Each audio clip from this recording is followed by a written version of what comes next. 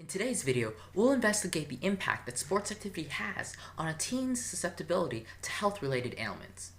What do you think it is? On one hand, staying active is great for your health. On the other hand, athletes are far more susceptible to sports-related injuries. We'll get to the bottom of it in today's video. Welcome back to Teaching Statistical Thinking. I'm Jeffrey. In today's video, we will be using JUMP to help analyze the bivariate association between one categorical variable and one numerical variable. Our variables of interest today are active sports per week and health risk rating. Active sports per week is a categorical variable which indicates how many times a week a teen participated in an active sport. Health risk rating is a numerical variable on a scale from 0 to 1 that indicates a teen's medical history. A 0 indicates a teen who never felt sick. A rating close to 1 indicates a teen who suffered from numerous medical afflictions such as stomach aches, headaches, a broken arm, and experienced these afflictions on a very frequent basis. Now that we know our variables, let's jump into the data.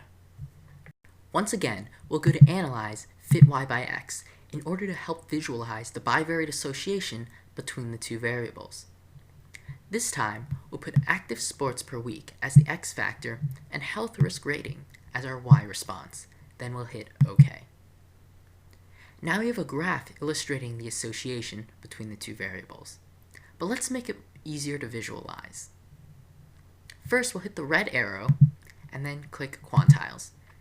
This brings up the box plots and the quantiles that we're already familiar with. We're also interested in the means and standard deviations, so we'll hit that too. Lastly, we want to see the histograms of the distributions, so we'll hit the red arrow again, go all the way down to display options, and then go all the way down to histograms. Now we have all the information that we need. The side-by-side histograms show us that the distributions in each of the four categories generally share the same shape, unimodal and slightly skewed right. When we examine the side-by-side box plots, we can see that the mean and the median gradually appear to decrease as we move left to right across the categories. In addition, the box plots tell us a lot about the spreads of the different distributions. For instance, if we look at the category of no active sports per week, we see by far the largest range. In addition, we can see the largest standard deviation of any of the categories, as indicated by the small blue lines. We also see the largest interquartile range of any of the distributions, as indicated by the box plot. On the other hand, when we examine the category of 5 or more active sports a week, we see the smallest range. In addition, we see the smallest standard deviation and the smallest interquartile range.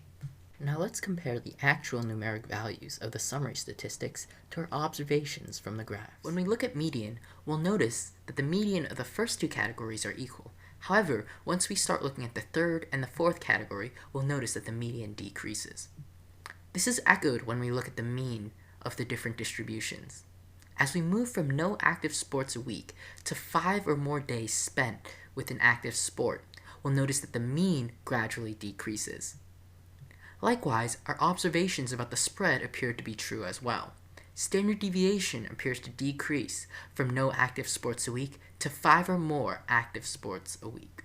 So based on our data, it appears that teens who engage in an active sport, especially those who play on a very frequent basis, generally appear to be healthier than teens who don't play sports.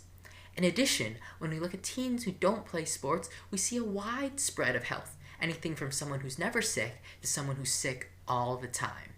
And this severity and spread does not appear to exist as significantly amongst teens who do play a sport. So what's the takeaway message? Teens who are active generally are healthier. Anyway, thanks for watching this video. In our next and final video, we'll be examining the bivariate association between two numeric variables. I'll see you soon.